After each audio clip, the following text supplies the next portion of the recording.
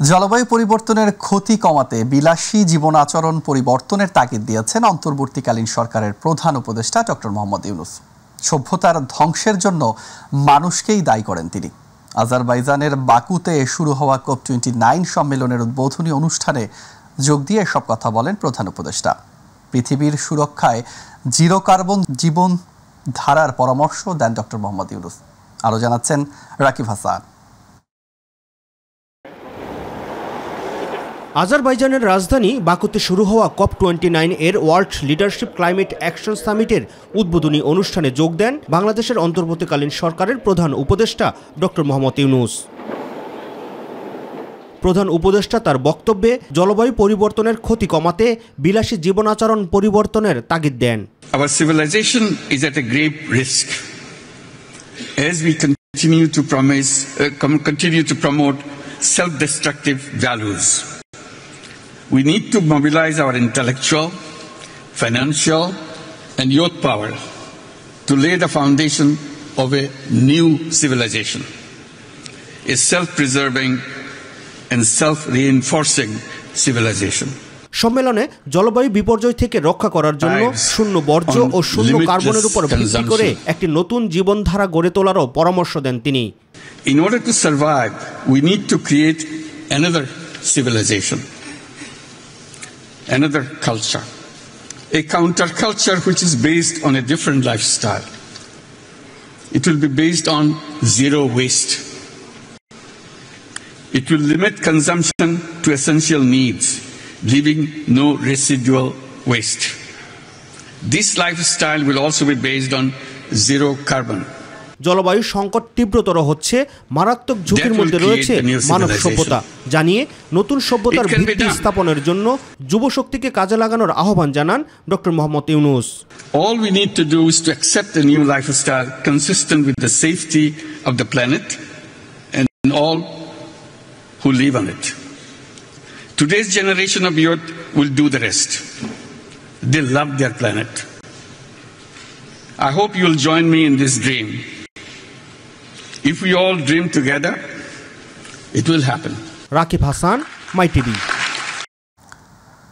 নেপাল ও ভুটানের উৎপাদিত জলবিদ্যুৎ ভাগ করে নেয়ার জন্য একটি দক্ষিণ এশিয়া গ্রিড তৈরি করার আহ্বান জানিয়েছেন অন্তর্বর্তীকালীন সরকারের প্রধান উপদেষ্টা ডক্টর মোহাম্মদ ইউনূস। বুধবার বাকুতে জলবায়ু সম্মেলনের সাইডলাইনে সোশ্যাল বিজনেস গ্রুপের সঙ্গে এক বৈঠকে তিনি আহ্বান জানান। বৈঠকে প্রধান উপদেষ্টা বলেন, বাংলাদেশ, ভারত, নেপাল এবং ভুটানের সঙ্গে সংযোগকারী বিদ্যুতের গ্রিডের অভাবে হিমালয় দেশগুলোর বেশিরভাগ জলবিদ্যুৎ সম্ভাবনা অব্যবহৃত রয়ে গেছে। নেপালের কর্মকর্তারা বলছেন, দেশটির 40,000 মেগাওয়াট জলবিদ্যুৎ উৎপাদনের সম্ভাবনা রয়েছে, যা ভারত ও বাংলাদেশের মতো বড় দেশগুলোতে জীবাশ্ম জ্বালানির উপর নির্ভরতা কমাতে সাহায্য করতে পারে। বাংলাদেশ, ভারত, নেপাল এবং ভুটানকে দক্ষিণ এশিয়ার গ্রিড তৈরির করার কথা ভাবতে হবে বলেও জানান ডক্টর ইউনূস।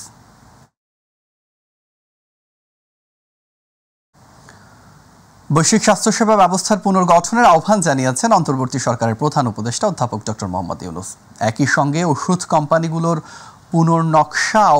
পুনর্নকশার আহ্বান জানিয়েছেন তিনি। বুধবার আজারবাইজানের বাকুতে অনুষ্ঠিত COP29 জলবায়ু সম্মেলনের পার্শ্ব ইভেন্টে স্বাস্থ্যসেবা নিয়ে বক্তব্যকালে তিনি আহ্বান জানান। এদিন জলবায়ু সম্মেলনে বক্তৃতাকালে প্রধান উপদেষ্টা বলেন, পরিবেশের সুরক্ষার জন্য এক নতুন জীবনধারা প্রয়োজন। এই জীবনধারা আরোপ করা হবে না, এটি হবে এক স্বতঃসিদ্ধ পছন্দ। তরুণরা এই জীবনধারাকে তাদের ব্যক্তিগত পছন্দ হিসেবে নেবে।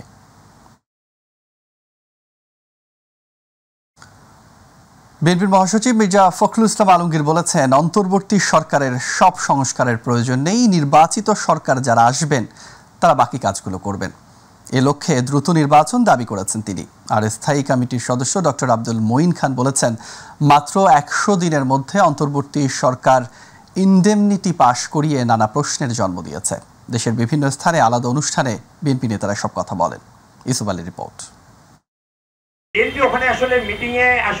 দলের মহাসচিব মির্জা ফখরুল ইসলাম আলমগীরের ঠাকুরগাঁয়ের বাসভবনে বর্ধিত সভার আয়োজন করে জেলা বিএনপি।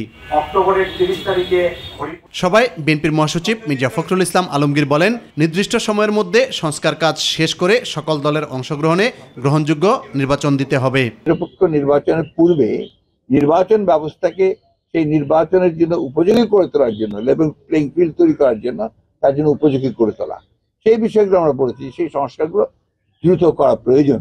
তাদের সবগুলো সংস্কারে হাত দেওয়া আমরা মনে করি খুব বেশি প্রয়োজন নেই। সেটা নির্বাচিত যে পার্লামেন্ট আসবে সেই পার্লামেন্ট সেই কাজগুলো করবে। এদিকে অন্তর্বর্তী সরকারের 100 দিন পূর্তি উপলক্ষে গোলটেবিল বৈঠকে বিএনপির স্থায়ী কমিটির সদস্য ডক্টর আব্দুল মঈন খান বলেন, সরকার যত তাড়াতাড়ি নির্বাচনের আয়োজন করবে ততই গণতন্ত্রের পথ সুগম হবে। 100 দিন পরে এসে এই সরকারের কেন ইনডেমনিটি আইন পাস করতে হবে, এটাই হচ্ছে মূল। অন্য বক্তারা বলেন, জনমতের প্রতিফলন ঘটাতে দ্রুত নির্বাচনের রোডম্যাপ তৈরি করা উচিত। এখন বলা উচিত সেটা হচ্ছে একটা ফ্রি ইলেকশন, যেটা সবাই অ্যাকসেপ্ট করবে, সবাই বলবে এটা ভালো নির্বাচন করেছি। এই সরকার আমাদের প্রতিপক্ষ না, এই সরকার অন্তর্বর্তীকালীন সময়ের জন্য এসেছে এবং এই সরকার একটা নির্দিষ্ট তাদের দায়িত্ব পালন শেষে তারা বিদায় নেবে।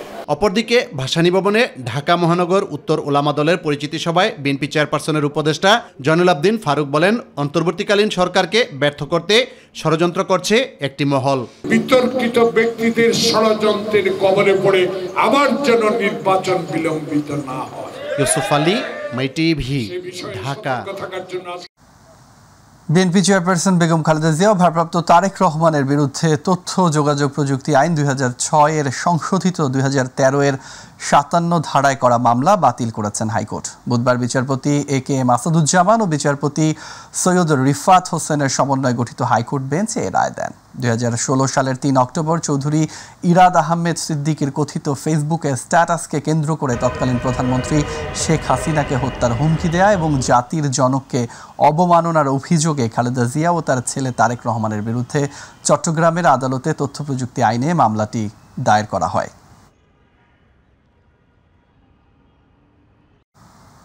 অন্তর্বর্তী সরকারের উপদেষ্টা পরিষদে রংপুর সহ উত্তরাঞ্চল থেকে 5 জন সদস্য অন্তর্ভুক্তের দাবিতে সাধারণ ছাত্র জনতার ব্যানারে বিক্ষোভ সমাবেশ অনুষ্ঠিত হয়েছে। কর্মসূচি থেকে মডার্ন মোড়ে রংপুর ঢাকা মহাসড়ক অবরোধ করে বিক্ষোভ করে শিক্ষার্থীরা। অবিলম্বে রংপুর থেকে উপদেষ্টা নিয়োগ সহ সকল বৈষম্য দূর করতে সরকারের প্রধান উপদেষ্টার প্রতি আহ্বান জানিয়েছেন বৈষম্য বিরোধী ছাত্র আন্দোলন সহ সাধারণ ছাত্র জনতা। অন্যথায় রংপুরকে অচল করতে উত্তরবঙ্গ ব্লকেট কর্মসূচি সহ বৃহত্তর আন্দোলনের হুঁশিয়ারি দেন তারা। এ সময় ছাত্র নেতারা বলেন, আবু সাঈদের রক্তের সঙ্গে বেইমানি আর কোনোভাবেই মেনে নেওয়া হবে না।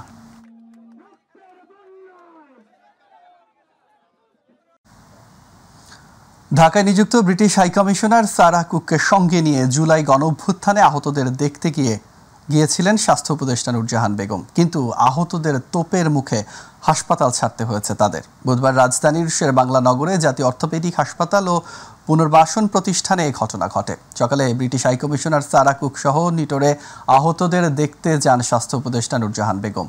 রোগী পরিদর্শনের সময় উপদেষ্টার প্রোটোকলে থাকা এক দায়িত্বরত ব্যক্তির বিরুদ্ধে রোগীকে ধাক্কা দেওয়ার অভিযোগ ওঠে। এরপর শুরু হয় হট্টগোল। এ সময় জুলাই স্মৃতি ফাউন্ডেশনের অর্থ না পাওয়ার অভিযোগ তোলেন অনেকে। তোপের মুখে দ্রুত হাসপাতাল ছাড়ার চেষ্টা করে উপদেষ্টা ও ব্রিটিশ হাইকমিশনার, তবে বিক্ষোভকারীরা তাদের গাড়ি ঘিরে ধরেন। এক পর্যায়ে হাসপাতাল কর্তৃপক্ষ ও চিকিৎসকদের সহযোগিতায় তারা হাসপাতাল ত্যাগ করে।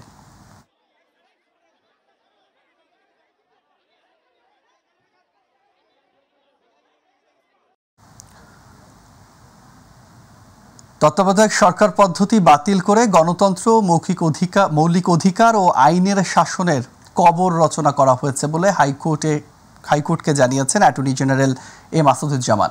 বুধবার দুপুরে পঞ্চদশ সংশোধনীর বৈধতা নিয়ে রুল শুনানিতে তিনি কথা বলেন। বিচারপতি ফারা মাহবুবের নেতৃত্বাধীন বেঞ্চকে রাষ্ট্রের প্রধান আইন কর্মকর্তা বলেন, পঞ্চদশ সংশোধনী সংবিধানের মৌলিক কাঠামোকে আঘাত করেছে। এই সংশোধনী বাতিল না হলে 90 ও 24-এর গণঅভ্যুত্থানে যারা আত্মহুতি দিয়েছে তাদের আত্মা শান্তি পাবে না। পঞ্চদশ সংশোধনী মুক্তিযুদ্ধের চেতনার পরিপন্থী উল্লেখ করে অ্যাটর্নি জেনারেল হাইকোর্টকে আরও বলেন, পঞ্চদশ সংশোধনীর মাধ্যমে ফ্যাসিজম দীর্ঘায়িত হয়েছে, রাষ্ট্রের সার্বভৌমত্ব ক্ষুণ্ণ হয়েছে, তাই পঞ্চদশ সংশোধনী বাতিল করতে হবে। বিচার বহির্ভূত হত্যাকাণ্ড প্রতিরোধে সেনাবাহিনী প্রতিশ্রুতিবদ্ধ, এছাড়া জনভোগান্তি নিরসনেও কাজ করছে তারা। সকালে ঢাকা সেনানিবাসে দেশের আইনশৃঙ্খলা রক্ষায় সেনাবাহিনীর কার্যক্রম নিয়ে ব্রিফিংয়ে কর্নেল ইন্তেখাব হায়দার খান সাংবাদিকদের এসব কথা জানান। তিনি বলেন, অন্তর্বর্তী সরকার যেন সুষ্ঠু পরিবেশে কাজ করতে পারে সে বিষয়ে সহায়তা করছে সেনাবাহিনী। এই সরকার শান্তি শৃঙ্খলা রক্ষায় যতদিন সহায়তা চাইবে ঠিক ততদিনই মাঠে থাকবে সেনাবাহিনী। তিনি জানান, মাদক বিরোধী অভিযান ও শিল্পাঞ্চলে শৃঙ্খলা রক্ষায় কাজ করে যাচ্ছে সেনাবাহিনী। আন্দোলনে আহত ৩,২৯৫ জনকে বিভিন্ন সিএমএইচে চিকিৎসা দিচ্ছে সেনাবাহিনী। আমরা কন্টিনিউয়াসলি এটা মনিটর করছি। আমরা পুলিশের কাছে যে অপরাধের যে ডাটা থাকে এটা নিয়ে আমরা একটা কম্পারেটিভ স্টাডিও করেছি এবং সেই স্টাডি অনুযায়ী বর্তমানে মানে সেনাবাহিনী মোতায়েন হওয়ার পরে অথবা ম্যাজিস্ট্রেসি ক্ষমতা পাওয়ার পরের যে স্ট্যাটিস্টিক্স সেটাতে আগের তুলনায় অপরাধের সংখ্যা কমেছে, নথিভুক্ত রেকর্ডের সংখ্যা কমেছে। তার মানে পরিস্থিতির অবনতি হয়নি। হ্যাঁ, আমাদের হয়তো এক্সপেকটেশন অনুযায়ী উন্নতি হয়নি, এটা অনেকে বলতে পারেন, এবং সেটা যাতে হয় এখানে আরও অনেকগুলো ফ্যাক্টর আছে। পুলিশ বাহিনী ধীরে ধীরে তাদের কার্যক্ষমতা ফেরত পাচ্ছেন। সো এইগুলো হলে ইনশাল্লাহ, এবং আমাদের সেনাবাহিনী এবং অন্যান্য গোয়েন্দা সংস্থা সকলকে সম্পৃক্ত করে আমাদের প্রচেষ্টা অব্যাহত আছে এবং আমরা আশা করছি ভবিষ্যতে সিচুয়েশন আরও ভালো হবে। কয়েক দশক ধরে সংখ্যানুপাতিক প্রতিনিধিত্বশীল নির্বাচন ব্যবস্থা নিয়ে আলোচনা হলেও গত কয়েক বছরে ছোট দলগুলোর পক্ষ থেকে এ দাবি আরও জোরদার হয়েছে। বর্তমানে অন্তর্বর্তীকালীন সরকারের চলমান সংস্কার কর্মসূচির মধ্যে সংখ্যানুপাতিক প্রতিনিধিত্বশীল নির্বাচন ব্যবস্থার দাবি আবারও সামনে এসেছে। তবে বিএনপি সহ বেশ কিছু বড় দলের অবস্থানের বিপক্ষে। আলোচনা থেকে পিছিয়ে নেই দ্বিকক্ষ বিশিষ্ট সংসদীয় ব্যবস্থাও। আবু সাইদপুর রিপোর্ট। অন্তর্বর্তীকালীন সরকার গঠনের পর থেকে নির্বাচন পদ্ধতির পরিবর্তন নিয়ে নানা আলোচনা শুরু হয় সর্বমহলে। রাজনৈতিক দলের একটি বড় অংশ বিদ্যমান পদ্ধতিতে জাতীয় সংসদ নির্বাচনের পরিবর্তে ভোটের আনুপাতিক হারে বা সংখ্যানুপাতিক প্রতিনিধিত্ব পদ্ধতিতে নির্বাচনের পক্ষে। আর এই ধারণাটি মূলত রাজনৈতিক দলের ক্ষেত্রে প্রযোজ্য। এই ধরনের ব্যবস্থার সার কথা হলো যে এই পদ্ধতিতে আসন বণ্টন হয় প্রতিটি রাজনৈতিক দলের প্রাপ্ত ভোটের আনুপাতিক হারে, অর্থাৎ প্রদত্ত সকল ভোট একটি সুষ্ঠু নির্বাচনী ফলাফল গঠনে অবদান রাখে এবং কার্যকরভাবে কাউকে নির্বাচিত করতে ব্যবহৃত হয়। 1899 সালে বেলজিয়ামে সর্বপ্রথম সংখ্যানুপাতিক পদ্ধতিটি প্রবর্তিত হয়। বর্তমানে বিশ্বের 170টি গণতান্ত্রিক রাষ্ট্রের নির্বাচন ব্যবস্থায় অর্ধেকেরও মতো রাষ্ট্রে সংখ্যানুপাতিক পদ্ধতিতে নির্বাচন হয়। 2008 সালের নির্বাচনে আওয়ামী লীগ 230টি আসন পেলেও মোট ভোট পেয়েছিল 48.04% এবং বিএনপি মাত্র 30টি আসনে জয়লাভ করলেও মোট ভোট পেয়েছিল 30.20%। যদিও সেই নির্বাচনটি সংখ্যানুপাতিক ভোটের নির্বাচন হতো তাহলে আওয়ামী লীগ পেত 147টি আসন এবং বিএনপি পেত 90টি আসন। তবে আমরা সর্বতভাবে চেষ্টা করছি। সংখ্যানুপাতিক নির্বাচনী ব্যবস্থা বা আনুপাতিক নির্বাচন ব্যবস্থা নিয়ে নির্বাচন কমিশন সংস্কার কমিশনের প্রধান ডক্টর বদিউল আলম মজুমদার বলছেন, এই প্রসঙ্গটিও থাকছে সংস্কারের প্রস্তাবনায়। এই লোককে অনেকগুলো সংস্কার করতে হবে, অনেকগুলো পরিবর্তন আনতে হবে, এই সুপারিশগুলো আমরা করব। তো তার মধ্যে আপনি যে ইস্যুটার কথা বলছেন যে সংখ্যানুপাতিক হবে নাকি আমাদের বর্তমান যে পদ্ধতি আছে এটা অব্যাহত থাকবে, তো এই সিদ্ধান্ত নেওয়ার এখনো সময় আসেনি। আমরা মানুষের মতামত দিচ্ছি, রাজনৈতিক দলগুলোর মতামত নেওয়ার প্রক্রিয়া আছি, আমরা অন্যান্য অংশীজনের মতামত নিচ্ছি। তো তার প্রেক্ষিতে আমরা সব মতামত পর্যালোচনা করে আমাদের সর্বোচ্চ বিবেচনা শক্তি কাজে লাগিয়ে আমরা একটা সুপারিশ করার চেষ্টা করব। কারণ দ্বিকক্ষ বিশিষ্ট আইনসভা আইন প্রণয়নের প্রক্রিয়াকে ধীর করতে পারে বলে মনে করেন ডক্টর তোফায়েল আহমেদ। তবে সংখ্যানুপাতিক নির্বাচন ব্যবস্থা নিয়েও কথা বলতে ছাড়েননি এই বিশেষজ্ঞ। বাংলাদেশের বাস্তবতায় এই মুহূর্তে বোধহয় আমরা নীতিগতভাবে এটা এগ্রি করি এবং লিখব এটা, কিন্তু বাস্তবায়ন প্রক্রিয়াটা হয়তো এত তাড়াতাড়ি হবে না, প্রথম ছোটো এইভাবে হবে না। এখানে তো অনেকগুলো জিনিস সংস্কার হবে, এর মধ্যে বোধহয় এটা একটা বড় জিনিস, এটা এই সময়ের মধ্যে বোধহয় সম্ভব হবে না এটা। আর পলিটিক্যাল পার্টিগুলোর মধ্যে কনসেনসাস হোক, তারা জিনিসটা কীভাবে দেখে সেটা দেখুক আগে, কিন্তু আমরা নীতিগতভাবে লিখবো, এটাও একটা ভালো সিস্টেম, সেটার কথা আমরা লিখবো। যেহেতু পৃথিবীর প্রায় 100টি দেশ এই আনুপাতিক ভোটের নির্বাচন পদ্ধতি অনুসরণ করে সুফল পেয়েছে এবং পাচ্ছে, তাই এটিকে সর্বাধুনিক ও সবচেয়ে গ্রহণযোগ্য গণতন্ত্র বলছেন ডক্টর তোফায়েল আহমেদ ও ডক্টর বদিউল আলম মজুমদার। দুই কক্ষ পার্লামেন্টের নির্বাচনের একটা বিধান রাখতে হবে এবং এটার মধ্যে সামঞ্জস্য বিধান করতে হবে। এই নিম্নকক্ষ যে কাজগুলো করে, উচ্চকক্ষ থাকলে ওটার উপর একটা নজরদারিতে থাকার সুযোগ সৃষ্টি হয়। আবু সাদ অপু, মাই টিভি, ঢাকা। আমরা জানি না কিভাবে পূরণ করব। রাজধানীর উত্তরা পূর্ব থানার হত্যা মামলায় সাবেক মেয়র আতিকুল ইসলামের জামিন নামঞ্জুর করে 5 দিনের রিমান্ড দিয়েছেন আদালত। একই সঙ্গে মামলায় অ্যাডভোকেট মমতাজ উদ্দিন আহমেদ মেহেদিরও 3 দিনের রিমান্ড মঞ্জুর হয়েছে। সকালে ঢাকা মেট্রোপলিটন ম্যাজিস্ট্রেট আদালতের বিচারক তাদের এই রিমান্ড মঞ্জুর করেন। এর আগে গত 16 অক্টোবর সন্ধ্যা 6:30টার দিকে তাকে রাজধানীর মহাখালী ডিওএইচএস এলাকা থেকে ডিএনসিসির সাবেক মেয়র মোহাম্মদ আতিকুল ইসলামকে গ্রেফতার করে ঢাকা মেট্রোপলিটন পুলিশের তেজগাঁও থানা পুলিশ। তার বিরুদ্ধে 3টি মামলা রয়েছে। সবগুলো মামলায় বৈষম্য বিরোধী আন্দোলনে পুলিশ, ছাত্রলীগ ও আওয়ামী লীগের যৌথ হামলার অভিযোগ রয়েছে। $12,000 কম হয় তাহলে তো মামলা হতে পারে না। তারপরও যেহেতু এই মামলা হয়েছে, তার থেকে পরবর্তীতে উদ্ধার করার তো আর কিছু নাই। যেহেতু যৌথ বাহিনীর মাধ্যমে তার বাসা থেকে যে সমস্ত টাকা উদ্ধার হয়েছে, উইদাউট ডিক্লারেশন অথবা বৈধ কোনো কাজ ছাড়া আপনি রাখতে পারেন না, ওটা তারা দেখাইতে পারে না। সেই জন্য আমরা এইটা মামলা করছি প্রতিশ্রুতি আইনে। অমর একুশে বইমেলার আয়োজন নিয়ে সৃষ্ট জটিলতার সমাধান হবে বলে আশ্বাস দিয়েছেন সংস্কৃতি বিষয়ক উপদেষ্টা মোস্তফা সরোয়ার ফারুকী। বুধবার সচিবালয়ে গণমাধ্যম কর্মীদের সঙ্গে আলাপকালে তিনি এমন মন্তব্য করেন। ফারুকী বলেন, বইমেলা আয়োজনে কোনো সমস্যা হবে না। সোহরাওয়ার্দী উদ্যানেই বইমেলার আয়োজন করা হবে।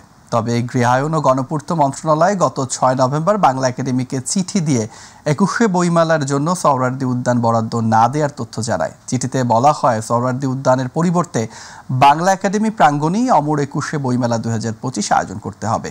এদিকে দেশীয় সংস্কৃতিকে বিশ্ব দরবারে তুলে ধরার বিষয়ে সবাইকে মিলে কাজ করতে হবে জানিয়ে উপদেষ্টা আরও বলেন, বাংলাদেশের সংস্কৃতিকে তুলে ধরা হবে, কাউকে কোনো বাধা দেয়া হবে না, কারো কোনো বর্ণ ধর্মের বিষয়ে কোনো আক্রমণ করা হবে না। আমরা একটা পজিটিভ আউটকামের দিকে যাচ্ছি এবং বইমেলা আশা করা যায় যেখানে হতো সেখানে হবে এবং সুন্দর আয়োজনে হবে এবং কোনো ধরনের ঝামেলা হবে না। ইতিমধ্যেই 3 মন্ত্রণালয় একসঙ্গে এটা নিয়ে কাজ করছে এবং 3 মন্ত্রণালয়ের সভা হয়েছে, সামনে আরও হবে। Signals training centre and school STS&S এর সেনানিবাস কোর অফ সিগন্যালসের বাৎসরিক অধিনায়ক সম্মেলন হয়েছে। সকালে যশোর সেনানিবাস STC&S এর সম্মেলন কক্ষে সম্মেলনে প্রধান অতিথি ছিলেন সেনাপ্রধান জেনারেল ওয়াকারুজ্জামান। সম্মেলনে সেনাবাহিনী প্রধান উপস্থিত থেকে কোর অফ সিগন্যালসের অধিনায়ক অন্যান্য কর্মকর্তাদের উদ্দেশ্যে প্রধান অতিথির বক্তব্যে কোর অফ সিগন্যালসের গৌরবোজ্জ্বল ঐতিহ্য এবং দেশমাতৃকার সেবায় অবদানের কথা উল্লেখ করেন।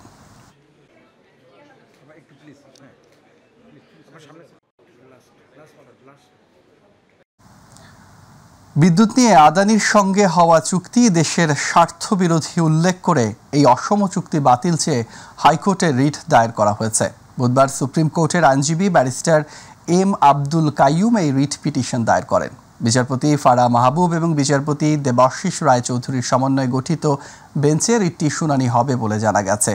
এর আগে গত 6 নভেম্বর বিদ্যুৎ নিয়ে ভারতের আদানি গ্রুপের সঙ্গে সব চুক্তি বাতিল চেয়ে সরকারকে লিগ্যাল নোটিশ পাঠান সুপ্রিম কোর্টের এক আইনজীবী।